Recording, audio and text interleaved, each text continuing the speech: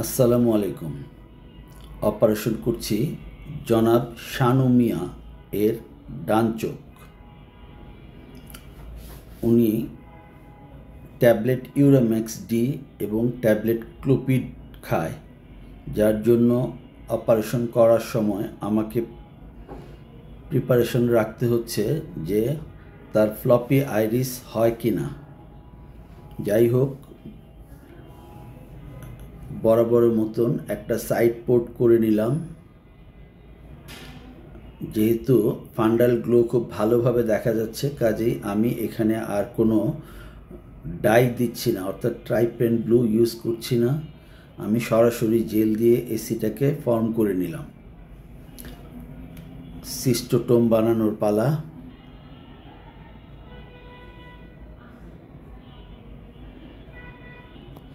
অপারেশনটি করছি Bangladesh eye hospital Uttara শাখায়। লুমেরা 700 microscope এবং বিশ্ববিখ্যাত সেঞ্চুরিয়ন গোল্ড ফ্যাকো সিস্টেম দিয়ে অপারেশনটি এগিয়ে নিয়ে যাচ্ছি। এখন মেইন পোর্ট করছি, যেই পোর্ট দিয়েই অপারেশনটি করব ইনশাআল্লাহ।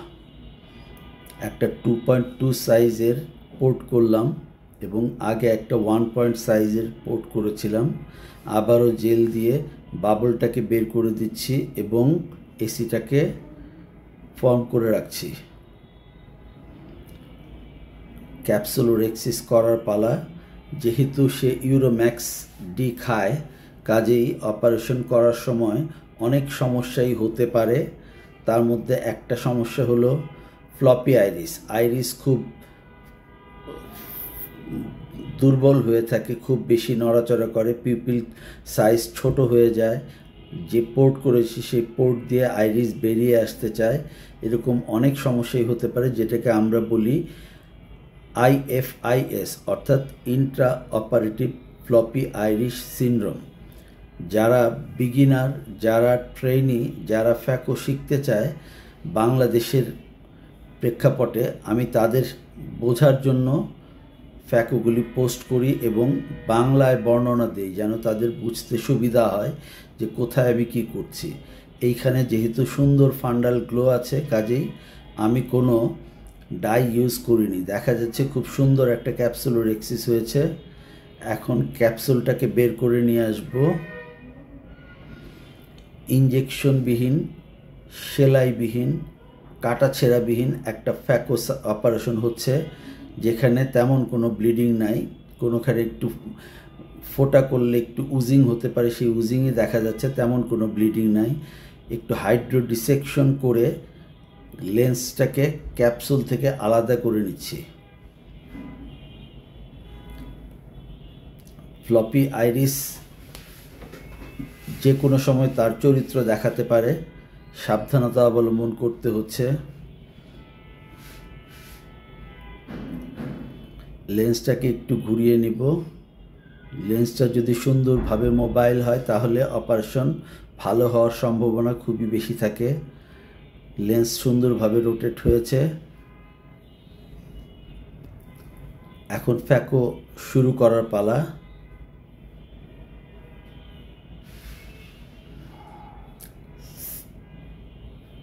সেঞ্চুরিয়ন গোল্ড ফ্যাকো মেশিনের হ্যান্ডপিস চোখের মধ্যে প্রবেশ করালাম।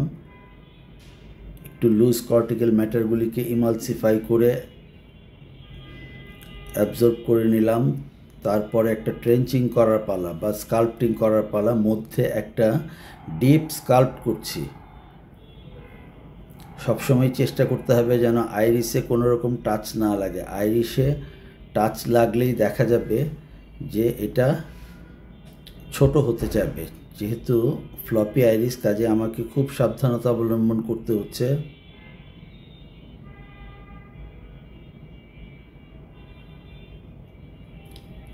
ফ্লপি আইরিস তার চরিত্র দেখানো মনে হয় শুরু করে দিল। আমি ডিভাইড করে ফেলেছি। এখন দেখা যাচ্ছে যে সাইড পোর্ট যেটা করেছিলাম সেইখান দিয়ে আইরিস বেরিয়ে আসতে চাচ্ছে। খুব সাবধানতার সাথে অপারেশন এগিয়ে নেওয়ার চেষ্টা করছি। প্রথমে 2 ভাগ করেছিলাম, তারপরে 4 ভাগ করেছি। 4 ভাগের একটা কোয়াড্রেন্টকে বের করে আনার চেষ্টা করছি। এটা একটা গ্রেড 3 লেভেলের ক্যাটারাক্ট বলা যায়। সুন্দর করে লেন্সটাকে ইমালসিফাই করে বের করে নিয়ে আসছি।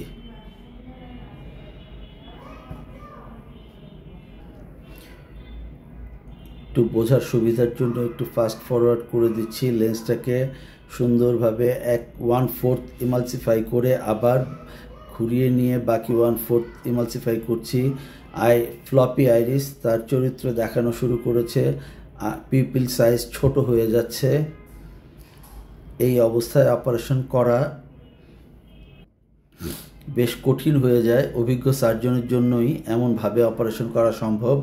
যাই হোক, আমি কোনো আইরিস হুক বা পিপল এক্সপান্ডার ব্যবহার করছি না।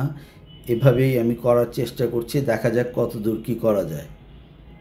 সুন্দরভাবে আমি নিউক্লিয়াস পোর্শনটাকে ইমালসিফাই করে বের করে নিয়ে আসছি। পুরো নিউক্লিয়াস ইমালসিফাই হয়ে গেছে। এবার কর্টিক্যাল ম্যাটারটাকে আমরা বের করে নিয়ে আসছি। সুন্দরভাবে কর্টিক্যাল ম্যাটার বের করে আনার চেষ্টা করছি। এখন ইরিগেশন অ্যাসপিরেশন এর মাধ্যমে কর্টিক্যাল ম্যাটারটাকে বের করতে হবে, কারণ ফ্যাকো দিয়ে এইটাকে বের করতে গেলে অঘটন ঘটার সম্ভাবনা বেশি, কারণ ফ্যাকোর টিপ থাকে ওপেন, তার ভ্যাকুয়াম থাকে বেশি, যে কোনো সময় টান দিয়ে পোস্টের ক্যাপসুল টিয়ার করে দিবে। পিপল সাইজ যথেষ্ট ছোট হয়ে গেছে। এই অবস্থায় কর্টিক্যাল ম্যাটার বের করে নিয়ে আসা অনেকটা কঠিন এবং অভিজ্ঞ হাতের প্রয়োজন। দেখা যাক কতটুকু কি করা যায়। সুন্দর করে আইরিসের নিচ দিয়ে যে যতটুকু দেখা যায় সেটা দেখে দেখে কর্টিক্যাল ম্যাটারকে অ্যাসপিরেট করে নিয়ে আসছি। ফ্লপি আইরিস প্রত্যেকটা সার্জনের জন্য একটা চ্যালেঞ্জ, সে যত বড় সার্জনই হোক। আল্লাহর রহমতে প্রচুর ফ্লপি আইরিস করেছি এবং করতে হচ্ছে। জাতীয় চক্ষু বিজ্ঞান হাসপাতালেও আমাকে প্রচুর ফ্লপি আইরিস করতে হয়, যার জন্য অনেকটা সাহস নিয়েই এগিয়ে যেতে পারি ফ্লপি আইরিস করার জন্য।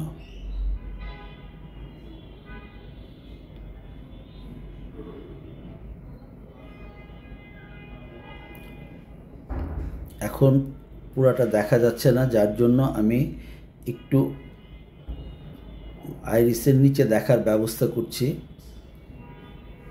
কোনো শার্প ইনস্ট্রুমেন্ট ব্যবহার করা ঠিক হবে না, তাই কিছুটা ব্লান্ট ইনস্ট্রুমেন্ট দিয়েই আমি চেষ্টা করছি। আমি একটা টি ডায়ালার দিয়ে আইরিসটাকে একটু সরিয়ে নিচ থেকে কর্টিক্যাল ম্যাটারটাকে নিয়ে আসার চেষ্টা করছি।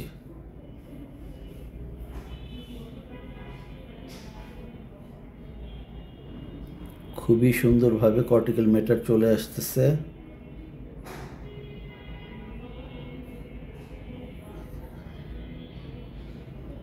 যখন কর্টিক্যাল ম্যাটার বের করতে যেয়ে দেখা যাবে যে সাব ইনসিশনাল পোর্শনটা বের করা যাচ্ছে না বা বের করলে রিস্ক হওয়ার সম্ভাবনা থাকে, তখন কখনোই উচিত হবে না সেটার পিছনে জোরাজুরি করা। কাজেই আমি সেটার পিছনে আর জোরাজুরি করছি না। আমি লেন্স দিয়ে লেন্সের সাপোর্টে তারপরে ওটাকে বের করার চেষ্টা করব, যেন পোস্টেরিয়র ক্যাপসুলে কিছু না হয়। পলিশ দিয়ে ক্যাপসুলের সাথে লাগানো কিছু কর্টিক্যাল ম্যাটার বা কিছু সাব ক্যাপসুলার যে ম্যাটার থাকে সেগুলিকে বের করে নিয়ে আসলাম। খুব সুন্দর ফ্যাকো হয়েছে এবং ফ্লপি আইরিস তার চরিত্র দেখাচ্ছে। সে পোর্ট দিয়ে, সাইড পোর্ট দিয়ে সব দিক দিয়ে বেরিয়ে আসতে চাইছে। যাই হোক, জেল দিয়ে সুন্দর করে আইরিসটাকে ভিতরে রেখে লেন্স দেওয়ার চেষ্টা করছি। এই ক্ষেত্রে মনে রাখতে হবে কখনোই বেশি প্রেশার দেওয়া যাবে না। লো প্যারামিটার, লো পাওয়ার এই দিয়েই অপারেশনটা করতে হবে। এখন লেন্স দেবার পালা। এটা একটা ইন্ডিয়ান হাইড্রোফোবিক লেন্স, যেটা অরোভিউ লেন্স। সেই অরোভিউ লেন্স রেডি করছে, অরোভিউ লেন্স দিয়ে দিচ্ছি। সুন্দর করে এই লেন্সটা সেই ফোঁটা দিয়েই দিয়ে দেওয়ার চেষ্টা করছি। দেখা যাচ্ছে আইরিস শুধু বের হয়ে আসতে চাচ্ছে, এর মধ্যে দিয়ে দেওয়াটা বড় কঠিন বিষয়।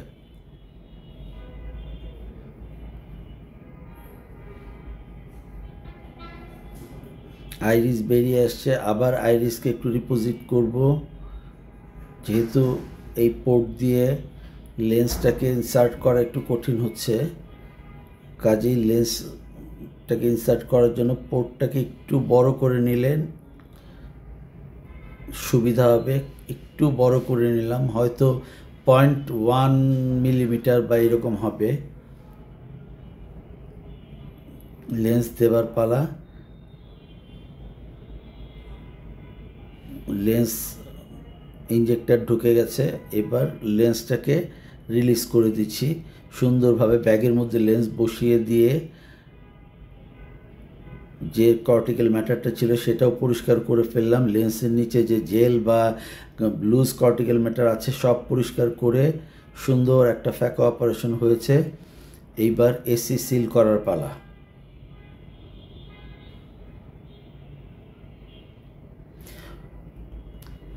ফ্লপি আইরিস, কাজেই বারবার আইরিস বেরিয়ে আসতে চাইছে, এটাকে ভিতরে রেখেই আমাকে হাইড্রোসিল করতে হবে।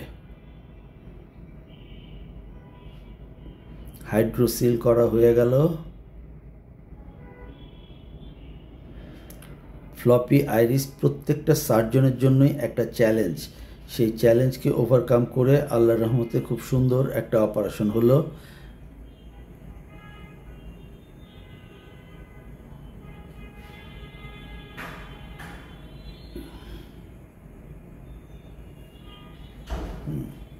একটু কটন বাদ দিয়ে চাপ দিয়ে দেখছি এসি সিল হয়েছে কিনা, উন্ড সিল হয়েছে কিনা। উন্ড সিল হয়ে গেছে, সুন্দর করে হাইড্রোসিলিং করলাম।